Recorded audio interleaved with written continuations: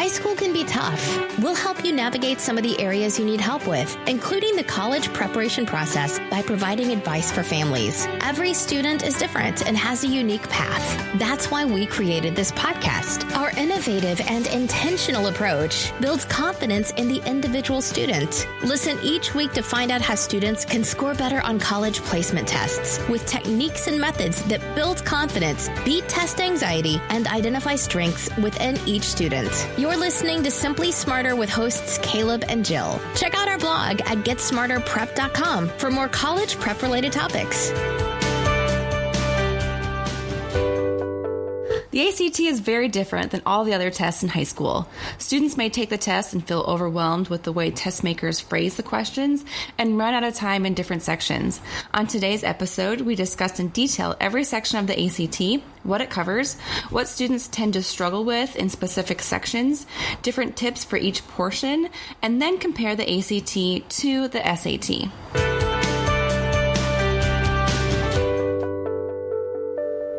Guess what day it is? Podcast day? It is. And National Name Yourself Day. Awesome. I forgot about that. Remember earlier? I'm going to go by Jill today. Yeah, I'm going by Caleb. I'm going by Caleb and I'm going to talk like Caleb. Is that what I sound like? No, actually. It could be. Everybody hates the sound of their own voice, and yeah. I kind of hated that voice you just I'm made. so sorry. I'm just kidding.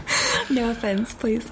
Also, National Unicorn Day. Yeah. I feel like my 9-year-old daughter would be really excited about that. Yeah, unicorns have become really big over the last few years. Yeah. Where did that come from? Yeah, we had a swan unicorn for a pool blow up last summer. A swan unicorn? Yeah, it took up almost the whole pool. Why do swans also have to be unicorns? Isn't that... Why not? Is the better question. Why not? You put a horn on anything and it's a unicorn. That is true. What about something with a horn, like a rhino? Could you have a rhino unicorn? Yeah, put some glitter on it.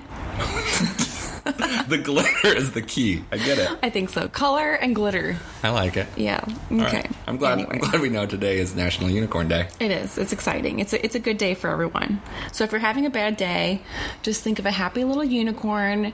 His little horn is glittery. It's just full of color, and it's spreading happy glitter everywhere. Wow. Happy day. Happy day. I feel like this could be the mascot for the ACT. Right? Yes. That would make people thank you. That'd make people a little less intimidated. They'd actually find the ACT more enjoyable, maybe. That's a good point. Maybe not. Well, let's hope so. Yeah, right. Because it is different than regular high school tests, right? So true. Mm-hmm. Right? So in school we're actively learning the material, and we are being tested on that material. Mm-hmm. Sometimes, what you just learned. Sometimes that's a good thing for students who kind of cram last minute and have that short-term memory, because then the test is over. But the ACT is a little bit more like a final, maybe. Mm-hmm. And even some teachers will actually do multiple choice finals, right? Yep. Because guess what? It's too late for you to learn the material any longer. Right. Semester's over. Mm-hmm. You're moving on to the next thing. Mm-hmm. It's kind of like the ACT, right? They don't care if you can show your work and do it the certain way. It's about getting to that correct answer, and that's what really matters. It's just about the correct answer. So we'll really kind of focus in on that piece and help students and families better understand what the test is about and how to best approach it. Right, and we're really going to dig into each specific section on the ACT today, kind of go over the timing, what it covers, what students struggle with. I mean, you have tutored for a number of years, so you know a lot what they specifically struggle with in each section. And then Kayla was also going to give a couple tips for each section of the test. So we're going to test him and see if he can give us some good tips, because what is today? April 9th, right? April 9th. Sounds right. But the April 13th test is coming up 4 days away. Our students. Yikes. Yeah. Man, and this season has just been strange. Here in Kansas, we've had the February ACT national test date, and then we're supposed to have the state assessment on February 20th. Mm-hmm. Well, that got pushed to April 2nd. So we just had that last week, and now we're into the April 13th exam. Yeah. So some students are taking April 2nd and April 13th. Yeah, some are. That's a lot. Whew. Yeah. That is a lot. Kudos to them. Okay, so let's start in the English section. English, math, reading, science. English is always first. Always the first section. You open up to it. Yep. And this section is basically made up of 75 questions, and a student has 45 minutes to complete it. Well, that seems like a lot of questions, not that much time. Not that much time. The flow of this section usually goes pretty well. Okay. There are maybe about 5% of students who have troubles with timing of the English section, so it's not as big of an issue. So if you're having those issues with timing, there are definitely ways to approach that a little bit differently and not get sucked in. Don't focus on the passage as a whole, because 95% of the questions have nothing to do with the big picture on the English there. So making sure that we're kind of zeroing in and making sure we're understanding the question. That's kind of getting to one of my tips here in just a little bit. But hold on, Caleb. Hold on with the tip. Let's just talk about what it covers. So it covers idioms, punctuation, pronouns, verbs, rhetoric content, and rhetoric style. Yeah. So what are some of those things, right? Like, what are idioms? I mean, we know what punctuation, here's a comma, here's an apostrophe, right. Pronouns, verbs. We kind of have those. A good sense, yeah. Right. So what about an idiom? So an idiom is a good example of an idiom is... So those of you who have taken Spanish, and I haven't taken Spanish for a very, very long time. Sí, señor. But Jill, how do you say I'm hungry in Espanol? Tengo hambre. Tengo hambre. So what does the verb tener mean? Yeah, to have. To have. So they're literally saying I have hunger. Well, if I said that to you, I didn't know this was going to be a Spanish test. Right? This is crazy, right? If I said, hey, I have hunger, you'd look at me like I'm kind of weird. Really? Like, that's a strange way of saying. You mean you're hungry? That's an idiomatic expression, right? Okay. So most of the time on the ACT, they're covering just the way that we use verbs or prepositions in particular. The most common idiom that we know here in the U.S. is it's raining cats and dogs. Oh, and if you translate it to any other language, you are going to confuse the crap out of people, right? They're just not going to have any idea what you're talking about. They're going to head indoors. Right. So true. Yeah. I just imagine everybody going inside in Italy or something. Or, if you really like dogs and cats, you just head outside and hold your arms out. Just get them. Get those cats and dogs. Cat lovers. I'd be a cat lover. Yeah, that's fair. I like dogs, but if you throw a kitten at me... Oh, shoot. Arms are open. Oh, shoot. Okay, what about rhetoric content and rhetoric style? Those seem very similar. What's the difference? So there are two other big ways that they test kind of how test the verbiage and communication on the English section. The first is that rhetoric style. And in rhetoric style, they're really kind of helping, they're really targeting a certain way that they want things phrased. Okay. Right? So this is a good example of where we wouldn't recommend that a student prepare for both the ACT and SAT, right? Because the way that the test makers are wanting something worded may be slightly different, or the emphasis that they put on things could be different, right? Okay. So that ACT, the test makers just really love active voice. Passive voice is not grammatically incorrect. It's just maybe not as clear and concise, and that's really one of the things that ACT loves, right? And there will be anywhere from 8 to 12 questions that are purely rhetoric style, and just knowing what they're looking for there can go a long way. Okay. The rhetoric content are a little bit different. Those are going to be where there's an actual question in this section. Most of the time, you just have something underlined in the passage, and you can either leave it with no change, or they give 3 other options that you can replace it with, right? So these rhetoric content ones are typically the questions where they're asking, hey, where should this sentence be placed within the paragraph? If we delete this, what do we lose? Just that kind of stuff that's kind of that placement, order, what does this part mean? Just kind of testing those kind of ideas. I feel like that might be the hardest part of the English section. Is that true? Or some people just get it, some people don't? Initially, that can be a really big, challenging section. And there are anywhere from 18 to 20 of these kinds of questions on each exam. So if students really struggle with those, or again, maybe they get caught up in the wordiness of the questions, then it can be easy to make those mistakes. But once you learn like what they're really about, and you focus in, and we talk a lot about lead words in the reading section, but this applies in this portion of the English section as well. As if we know what they're asking, we can answer that question more successfully. Yeah, that makes sense. What I tell my students all the time is sometimes they're going to ask you a really stupid question, like it's kind of painful, and you can't correct the paragraph or the passage in the way that makes it the best in your opinion. you have to answer their stupid question with a stupid answer. Stupid right? answer. They have to match. Wait, I thought there was no such thing as a stupid question. Sometimes there are stupid questions on the ACT. Debunked. Debunked. I like it. I like it. No. So those are the kind of the two sections that a lot of students don't really have a full grasp on going in.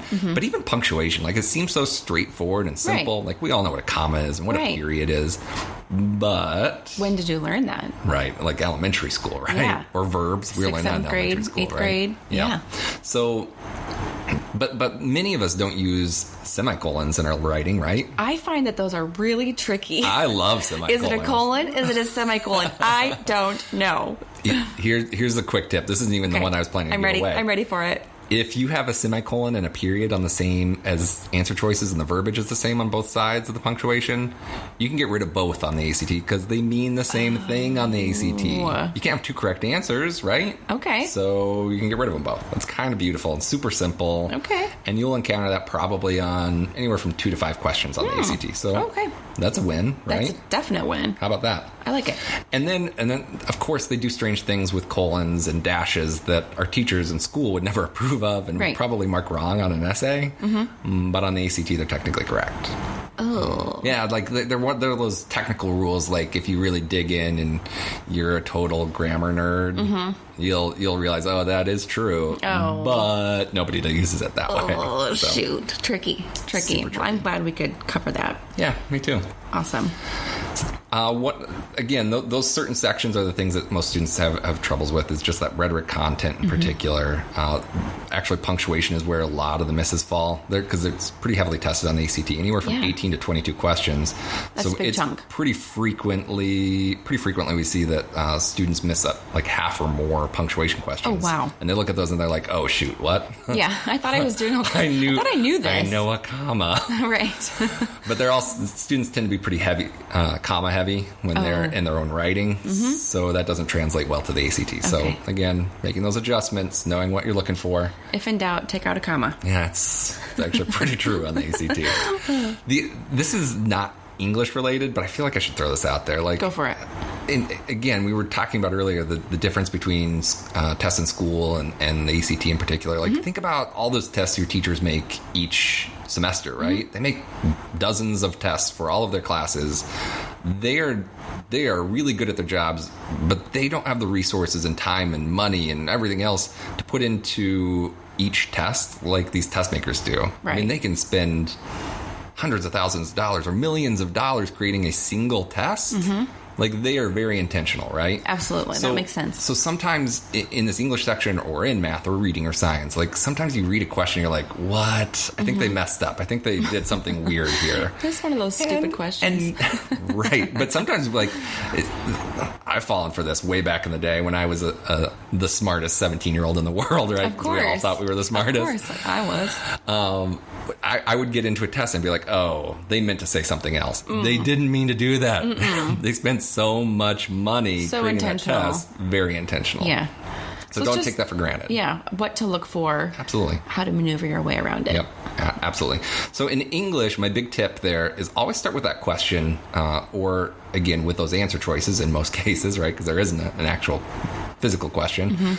And just ask yourself, what are they testing in this instance? If we can identify like what those words are, or what they're actually going for here, it can help lead us down the right path to getting the correct answer, right? If I identify that those are all verbs in the answer choices, they're testing verbs. Well, there's limited ways that they can test verbs. And it's probably going to be subject-verb agreement or verb tense. So you can kind of start zeroing in at that point. Perfect. Process of elimination. Yeah, absolutely. I love process That's elimination. a good tip. Thanks, Caleb. What about the math section? I feel like you either really like math and you're really good at math, or you hate math. Yeah. And I think we're on opposite sides of the table here. I love math. Oh, wait, just kidding. You love math. Were you being Caleb again? Yes, I was. I knew it. So not opposite dates. Name yourself today. Right. I start sweating when I have to do math problems. I don't like it. I get my phone out. I get it. When do you ever really use math? This is a little shout out to my kid's sister. Like, Oh my God. And my older brother, actually. Like, I remember I was terrified of math. Like, You were? I was terrified of math when I was in, like, elementary school. Oh, like first high grade. high school math, because my brother would, like, just have a terrible time with math. And I think some of it just goes back to the particular teacher that you have and how you learn that material and things like that. And then all of our brains are just wired differently, right? So I get it. Like, my sister hated geometry. Oh, yeah. The ironic part is she's now married to a math teacher. I kind of love that. That's awesome. Kind of great. But, this math section, most students probably dread it, at least in to some degree, right? Yeah. Because sometimes, like, if you're a good math student, you want to do the math. Right. And then your time gets killed. But you don't have to show your work. Necessarily. You just need the correct answer. Right. But the challenge with not showing your work sometimes is if you have fat Little thumb mistakes. syndrome, like I do, and you're punching in your calculator and you hit the wrong button or something, like, now you've really made a mistake and now you're way off. Yeah, that'd be hard. And then frustrating, right? Yeah. But in this section, you have 60 questions in 60 minutes. Yeah. 1 minute per question. Seems pretty straightforward, right? Right. Not. But not. Because. Well, lots of reasons. But the first one is this is the only section of the ACT that gets progressively more difficult. Okay, so you're going to have the easier questions at the beginning. Yeah. And then the last, 5-10 questions are going to be pretty tricky. Even more than that. I would say 15, 20, 25 questions I would die. Be pretty tricky. Yeah. Or at least the math seems straightforward, but there's like a trap. And you got to make sure you identify the trap and approach the question the right way. Where? So you where almost would teared up just I now. know. That's already hard enough. What do you mean? Where's the trap? Is it like halfway through, 3/4 of the way through? Where's this trap? It depends. Depends on the question. Sometimes it's at the very beginning. It's about how we look at the question throw me initially. off right away. Or it could be like the last step. Maybe we just solve for the wrong thing because we have patterns and things that we've seen every day in school for the last however many years, and that's how we do things, and that's what we do, but that's not actually what they're asking for. So it can come any time along the way, and it's just about thinking about the section a little bit differently. Okay. Right? I want to mention one other thing about the timing, right? If we try to go into this test spending a minute per question, you are going to be very, very frustrated at the end because the more difficult questions are just naturally going to take more time. Yeah. Right? Yeah. So you're gonna hit a roadblock in there at some point. So is there any questions towards the beginning that you're like, oh, yep, I don't even have to do my work. I know what this is. Yeah, absolutely. Oh, okay. There are going to be some things, and we teach some tendencies of the test makers, and if we can identify those trends, the things that they always do. So, for instance, everybody knows about the 3-4-5 triangle, or at least most students do, and it's a right triangle. I do. And it's a right triangle, and the side lengths ago. are, instead of ever having to do Pythagorean theorem again, they just know 3-4-5 triangles. And if you see that on the test, and you see one side that is 4, the long leg, and the hypotenuse is 5, guess what that other short leg is? It's 3. Okay. Right? 3. I was going to say that. Yeah, I know. It was right on the tip of your tongue. I was. So we don't have to necessarily do the math into something like that. Just because we know what's coming, we can kind of beat the ACT at their own game there. Okay, well, I like those little... Yeah, me too. Yeah. Right, let's simplify it. Yeah, let's just make it a little bit easier. No, it's not this big bad monster. It isn't. It's not really that bad. I have in my head. And the other thing is, there will be 5, 8, maybe as many as 10 questions on the math section of the ACT where you don't really have to do any math to get the math question right. Okay. And that kind of corresponds with what I just talked about. Like, maybe we don't have to do Pythagorean theorem ever again, and maybe make a little mistake in there or whatnot. But maybe there are some new strategies, some new test-taking things that we can use to make sure that we're maximizing our score, right? And in school, students don't take multiple-choice math tests. Right. It's a terrible way to test our skills in math, right? Teachers want to see your work, and sometimes they'll be really nice and give students partial credit. Yeah. That's beautiful, right? I always love that. Even if you get the wrong answer, right? Yeah. You still get like half credit. That's a win. Yeah.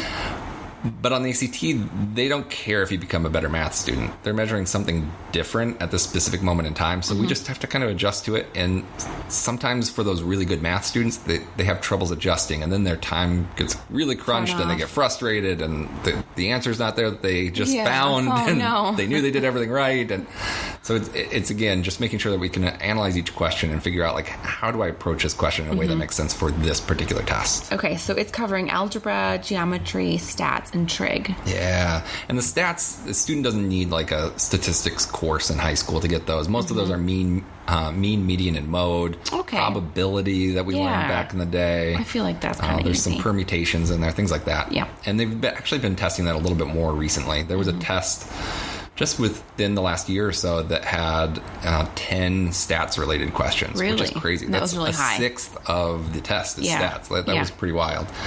Generally, a little bit more than half is going to be algebra. A good chunk of that is algebra 2. Algebra 2. And then probably about a third generally is going to be geometry. And then there's anywhere from 2 to 6 questions that are related to trigonometry. And those would be toward the end. Not always. Seems like that would be very hard. Every once in a while they pop them into the first 15, but it's usually, if a student knows SOHCAHTOA, right? Do you remember that term at all? Yeah. Yeah. So at some point we've learned SOHCAHTOA. Suck it to me. And it's just a way to remember how our trig functions are related and how we can solve for them. That is usually enough to get 90% of the trig questions correct. Let's do it. Simple, straightforward. SOHCAHTOA. SOHCAHTOA. SOHCAHTOA. There it is. You nailed it. SOHCAHTOA. She's on it, folks. I'm learning so many things today. This is great. So one of my big takeaways for students is to make sure that you slow down in the section, right? I preach this to my students over and over and over again. The ACT is a test of accuracy, not a test of completion. And then I have to repeat it again because usually they didn't listen or they missed sure, it that to makes begin sense. with. And they keep on going. Right. Wait, what does that actually mean? Right. So, for instance, to get the national average on the math section of the ACT, you know how many questions you have to get correct out of 60? Half. You can get 50% and be at the national average for college-bound students. Wow. That's pretty wild, right? That is. So for a lot of students, they literally should only be focused on the first 30 questions and then use a good guessing strategy from there on out. Because if you could slow it down, not fall for the traps, not make mistakes in your math early on, and those easier questions, they're worth the same amount as those later questions. Yeah, right. So get as many points as you can. Yeah. Like if you can get 90% of the questions correct in the first 30 and you use a good guessing strategy, you're going to end up with a 22 or 23 in the section. So if you're starting that's great. pretty low, like that's a win. That makes it a lot more manageable. Yeah. We recently had a student who started off with an 18 in math, and she did the first 31 questions. That's it. That's it. And then she used the right guessing strategy, which we teach here at Get Smarter Prep, and she ended up with a 25 Really? in math. Because she just guessed on the last half. She did really, really great. I think she missed 2 questions in the first 31. Yeah. And then she used a great guessing strategy. Well, because she had a lot of time. She had time to slow down and, Yep, and because do you're her only best. doing half the questions, so Right. she was focused, and then just the guessing strategy in the last She half. rocked it. It was pretty awesome. That's really cool. Yeah. Good for her. Kind of fun. And a 25 is fantastic. It's really great. I mean, we're talking high 70th percentile. Yeah. So Fantastic. pretty cool. Anyway, so slow it down. Take your time. Don't sacrifice those early questions to try to get to the end. There are very, very few students who should be trying to get to all 60 questions. Right. Even if you're shooting for 30, you can shoot for just the first 50 or 55 questions, and you're going to be fine. I like it. Let's do that. Good strategies. All right, next section. Reading. Yeah, reading. How about that one? So this section is kind of an interesting one. It's 40 questions in 35 minutes. Students are given 4 completely unrelated passages. I mean, completely unrelated. It can be prose fiction, which is always the first passage, or sometimes they call it literary narrative. Okay. And then you get to your last section, which is natural science. Very, very different, right? Very different. They're typically like 90 to 100 lines long, mostly contained on a single page.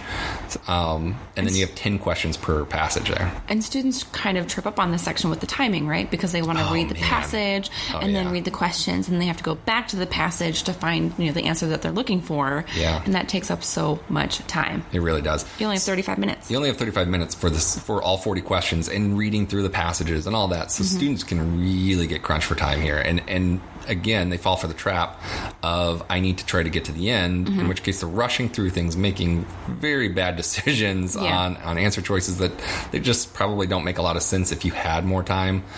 And then they don't get the score that they want, right? Yeah, right. So again, the idea that we talked about earlier with math, the accuracy over completion, applies to this section as well as science, which we'll get to in a bit. equally, right? It's not about getting to every question. It's about getting as many questions correct as possible. Had I known that, I probably would have gotten a 36. Kidding. I love the confidence. Kidding. No, I'm totally like kidding. that. No, but I mean, I had no idea when I took the test once as a junior without any prep. Right. Because that's what you did back in the day.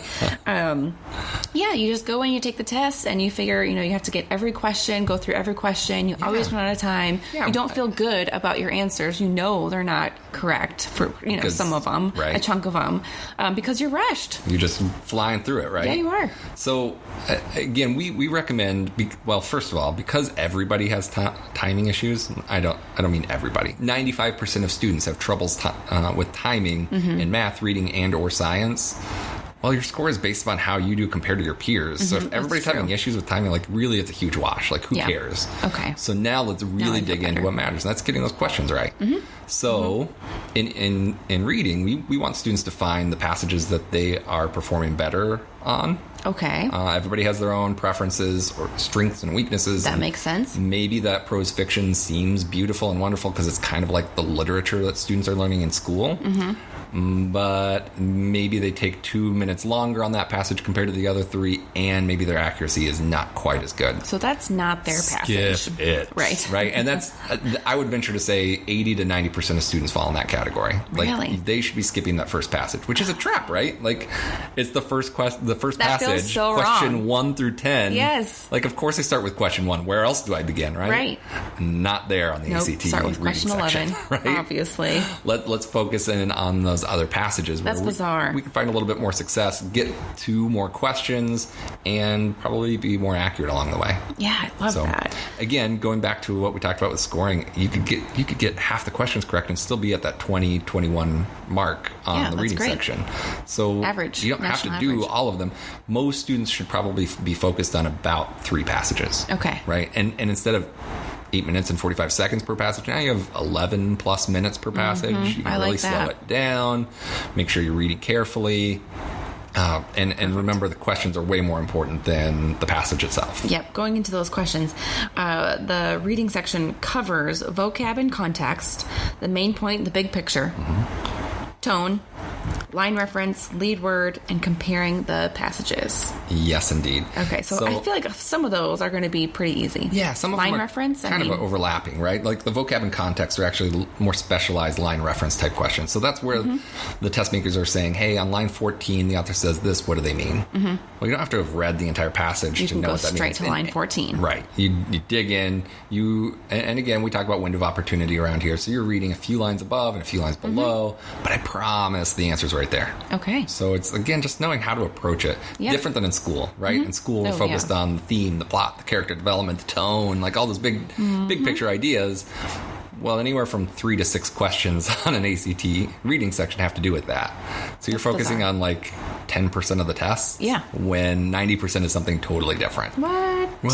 That's crazy. So we do approach a section differently, and little precursor, foreshadowing. I don't know what the word I'm looking for is right now, but we actually, for most students, 98% of students, we don't recommend that they read the passages in the reading section. That feels which so is weird. Kind of crazy, kind of weird. But again, it helps us focus on getting questions correct. For instance, those line reference questions. If you've read the whole passage, did you remember exactly what happened on line 14? No. No. So you have to go back and reread that again anyway. Right. So you're kind of wasting a little bit of time there. Absolutely. Yeah. Tell me about lead word. So lead word are, once a student kind of understands the grasp of the concepts of what's actually being tested and the strategy that we offer here at Get Smarter Prep, lead word questions actually become as easy as line reference questions because they're guiding us to a specific point in each passage. So if they are, let's say it's a passage about U.S. presidents, and one of the questions asks about James Garfield. Yep. I always loved James Garfield because I loved Garfield, the cartoon. The cat, yeah. Lasagna. It's on again. Is it? On Netflix. I think I saw have that. A new one. That's pretty awesome. Yeah, it's obviously not as good as the old ones. Clearly. I used to read those comic books nonstop as a kid. Yeah. Oh man, those were great. Weren't they in the Sunday newspaper as well? Yeah. The comic strip? Yeah. Do you remember that? I do remember. Do you remember getting a newspaper? I do. Do you still get a newspaper? I don't. No. My dad does. Okay. Yeah, and he reads it every morning. Oh, that's sweet. It is sweet. Very traditional. Fun. Okay, anyway. James Garfield. So James Garfield, The president. again, he's only going to be mentioned one spot in the entire passage. You can skim and find that lead word. Like, James Garfield is a name that's going to pop off the page. We find that, we read that little part. I promise, again, we have the answer. Yeah, okay. So it's just kind of identifying what those lead words are. Sometimes they're obvious like that. Sometimes they're maybe not quite as clear cut, and we just have to kind of learn how to identify those words. So I feel like in the reading section, you could really improve your score quickly, right? If you know how to identify those couple things. And I would actually say that reading section is the one that probably takes the most practice and the time. Okay. Like English, like, hey, we're going to learn some concrete ways to approach these punctuation questions. And if you do that every time, you're going to clean those up immediately. Okay. Right? Reading is one where we're going to learn the new strategy, the new approach. We may make some tweaks along the way for each individual student and how they should be approaching it. But it takes time. Like, it's not something in 2 or 3 weeks you're going to be really good at that, right? More like time maybe than some that, of that English. Like, most students need anywhere from 6 to 12 weeks to get really, really good at that reading strategy. Okay. So quite a bit of work. absolutely, They can do it. Absolutely, They can do it. Last section. How about that science? Science. Yay! You love science, right? Yep. 40 questions, 35 minutes. So same as the reading section, right? Yeah, set up almost exactly the same. Except for instead of 4 passages, now students have 6 passages with anywhere from 6 to 7 questions per passage. Okay. All right. So in school, we wouldn't find a lot of similarities between our literature classes and thinking back to our chem class. Oh, no. Oh, yeah. Yeah, no. We don't think a lot about those, a lot of similarities between those. But on ACT, these 2 sections are pretty the same. Just interrupt. Can you just compare, like, your reading, like your lit teacher to, like, your science teacher in high school? Like, just their personalities, how different they are? Mrs. Crumley and Mrs. McGee. Yeah. But, like, think about... They'd be good friends, I think. Oh, they would? I think they'd be good friends because they'd be, like, opposites. Opposites, right? Yeah. But they're just so, like, in high school, they're so opposite. But here on the ACT... They're so similar. Yes. And the approach is we need to approach them in the same way, right? Like, in that reading section, we weren't reading for the big picture. Like, we weren't trying to understand every word because most of that is completely pointless, right? Here in the science section, it's easy to get sucked in and do the wrong thing and trying to understand. But the test makers aren't expecting a student to become a physicist in the 5 minutes of the physics passage. That's crazy world, right? If that were the case, everyone would be a physicist. Everyone would be. Maybe. Oh, man. I just imagine, like, Spartacus, but with physics. I'm a physicist. That's so weird. Anyway, so... Again, that's not the point. The point is to get those 6 questions correct in those 5 minutes, right? So we can easily distract ourselves and just forget what the test is about, and it's about getting those questions right. So it's kind of start boiling it down, narrowing it down, find the right pieces, get rid of all that other junk that's completely unnecessary for that question, and then make sure we're reading that question carefully, of course. Right.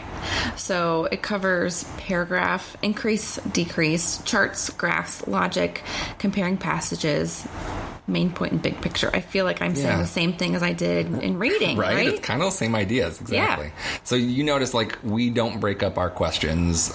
So those are the categories that we break the test up into. We don't have chemistry, biology, earth science, physics, astronomy. Like, I feel like that's what it should be. There are passages that address all of those topics, but it's not that content. There will be 1, maybe 2 questions that are actually, like, they require some science knowledge, right? The rest, it's all right there on the page for us. So a student could literally get a 35 or 36 not knowing any science if they approach it in the right way. Is crazy. It is kind of crazy world, right? So again, it's about just identifying the question, what they're really trying to get us to look at, and then really just finding that information. Yeah. Like, I think of that game, as a kid, did you ever play Memory? Yeah, of Like course. those cards are all turned upside down, and you flip one over and you got to find its match, right? It's kind of that same thing here in the science section. Like maybe you have no idea what these units are. Maybe you don't know what an ohm is, right? In physics. Well, a lot of people don't. A lot of students don't take physics in high school, especially as freshmen, sophomores, or juniors. Oh, right, exactly. In which case, now I just need to match this sign, the symbol, to something in the passage, right? Okay. It can be that easy, I promise. So you can figure it out. I mean, these are things that you can figure out without knowing how to do it. Right. It's basically a big reading charts and graphs section. Okay. And there isn't a school in the country that offers a reading charts and graphs class in high school. So What? So it can feel pretty new and different, but it really is a section that is something that students can master. They just have to, again, practice and know how to approach it. Right, exactly. And that kind of, again, this is nerdy. I may have said this on a previous one, but I don't subscribe to practice makes perfect, right? Right. If Usually, you do something, I mean, that's what everybody says, right? Yeah. But I don't subscribe to practice makes perfect, because you can practice something the wrong way, and then how are you going to do it in the long run? You're going to do it the wrong way, right? Because that's the way you've practiced. That's the way you've practiced. So I subscribe to perfect practice makes perfect. So I don't, for instance, when I'm working with a student, I don't assign a ton of homework right off the bat, because they just don't know how to do all of the questions yet. That makes sense. So as we get into a tutorial, students have learned more material and more content. That's when I kind of load them up with extra homework there toward the middle and end. Not so much at the beginning, because it's about learning those techniques and knowing how to approach the test to begin with. Yeah, so. Easing them into a little bit. I like it. Now, there's a section that a lot of people kind of forget about, right? We've covered English, math, reading, and science. Yeah. What about the writing portion of the test? Oh, that writing section. So there are still a few schools across the country that require it. And for the most part, it's going to be highly selective schools where they just want as many good data points to compare all these amazing students to one another. But if you're looking at kind of local state school or local private school, like, they're not going to require the writing section. So don't worry too much about it. But the one caveat, the one thing that I really want to push here is make sure that you are... If you don't have a good set of schools, if you don't have a school list already going, and you know exactly, like, hey, these are the 8 that I'm definitely applying to, and that's it, right? We encourage you to take that writing section, because the last thing we want students to do is get into senior year and they hear about this new school, their friends are talking about it, and oh my gosh, it's a perfect match. Like, that's my dream school that you're talking about right there. Right. But they require the writing section, and you haven't taken the writing section. Because what do you have to do then? One of two things. Retake the whole ACT. Yuck. That's option 1. Option 2, also not fun. You just can't even consider that school. You have to take it off your list right off the bat. Yeah. So if you are unsure about what schools you're interested in, make sure you go ahead and take that writing section. Yeah, absolutely. It's not going to hurt too much. And it's a 40-minute section. Basically, they give you a topic with different perspectives, and you kind of write your own feel on that, and kind of analyze those other perspectives. And that does not go into your overall score, ACT score. No, good question. So they give you a score between 2 and 12 in that section. It does not impact your composite score at all. And the composite is just made up of your English, math, reading, and science. Okay. But it does impact your silly ELA score. So when you get your score report, you'll have a STEM score and an ELA score, and those are just those hot terms that high schools in particular really love. Right. They don't mean anything, because college admissions won't use either one. Okay. So don't worry about those. So take the writing portion. Okay. And then the last thing I think we should do is just kind of briefly compare the ACT to its counterpart, the SAT, right? Colleges will accept both equally, so it doesn't matter which one we take. Here at ACT... Here at Get Smarter Prep. GSP. There's so many ACT, There's SAT, so many acronyms. GSP. I'm so thrown off. I know. Here at GSP, most of our students coming through are focused on the ACT. Some of it is regional, but some of it is also with the SAT and College Board making the changes that they did a few years ago. It's just been a little bit more challenging to find good material to prepare with, and score improvements have tended to be a little bit higher with that ACT. So But sometimes that SAT is the right fit for a student. So let's kind of briefly talk about kind of what's covered on the SAT. The first thing that students do, they walk in and they take the reading section. And on the ACT, it was 35 minutes, 40 questions. Now we're walking into a test where we have 65 minutes and 52 questions. So they're getting a lot more time. A lot more time per question. And that's kind of the general theme throughout the entire SATs. You have more time per question. Now with that comes one, very few students have troubles with timing. So that's not something that we can kind of correct, right? Right. We now have to really, really, really focus on the content. Yep. And two, the way that they approach questions and they ask questions can be pretty tricky, right? Different than the ACT. It's very different than the ACT. Okay. And what they're demanding of their students is just different. Okay. So it's a different skill set, a different approach. We have to get to every question to get the score that we're wanting. So it's a little bit harder to pick up the points. Yeah, I would generally say that, personally. What if a student is really, really good in math? Yeah, so there are 2 math sections to the SAT. There's one without a calculator. No, thank you. Usually students don't love that section, but generally it's pretty straightforward. Okay. The ACT and SAT, most people don't know this, but the ACT and SAT are actually created so that you don't need a calculator for any question. But it's a tool, like if you have a tool, like why would you not use it? Right? Yeah. I'm not going to go shovel with my hands. No. That would be crazy world. Right. So again, we want students to use their calculators when allowed. Yes. But the SAT has a no calculator section and then a longer calculator section. Okay. Right? And it's covering some of the same topics as the ACT with geometry and Algebra 1, Algebra 2, a little bit of trigonometry. But again, their approach is just a little bit different. Okay. And 50% of the test is going to be math. Yeah. So there are 4 sections to that SAT and 2 of them are math. So it's weighted a little bit more heavily, right? Half of your score is your math score, whereas on the ACT makes up a quarter of your score. Yeah, a fourth. So. Yep. And then 25% reading.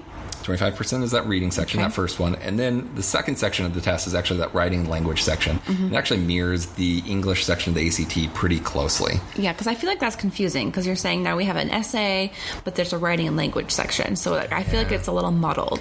Yeah, so pre-2015, 16, somewhere in there, the SAT actually had it was called the writing section, and half of that score was multiple choice and half of it was the essay. Well, they got rid of that extra 800 points, so now it's back to the 1600 scale. Yep. And now they have a writing and language section, which is covering the multiple choice, and then they have the optional essay that students can take. So they changed it up a little bit. They changed it up. And the essay is a 50-minute essay instead of a 40-minute essay, so you get a little bit more time. Yeah, and a little bit more technical, probably a little bit more what students would expect from like a test in school or writing an essay for school, especially if they are in like AP classes or IB classes, things like that. Okay, so very good. Very good. Anything else to compare the ACT and the SAT? No, they're fairly comparable in time and length. The ACT is maybe a little bit longer. If you throw in that essay or the writing section on the ACT to both exams, they're roughly the same time. So not a huge concern there. Okay. Well, if you have any questions figuring out whether your student should be taking the ACT or the SAT, we are here to help you. Please give us a call or go to our website. We would love to help. We want to wish all of our students happy ACT test day this Saturday, so April 13th. Yeah, good luck, everybody. Good luck to everyone who's taking the test. And thanks for listening. Yeah, we really appreciate it. Yeah. What's not to love? Let your horn shine. Oh, that's scary. Glitter that up. So scary. That's weird. Anyway, just have a good day, maybe. See you next time. See ya. Thanks for listening to the Simply Smarter podcast with Caleb and Jill. If you like our show and want to know more, check out our blog at GetSmarterPrep.com or subscribe to the podcast to hear us talk about all things ACT related. Join us next week as we discuss how to manage expectations when it comes to standardized testing.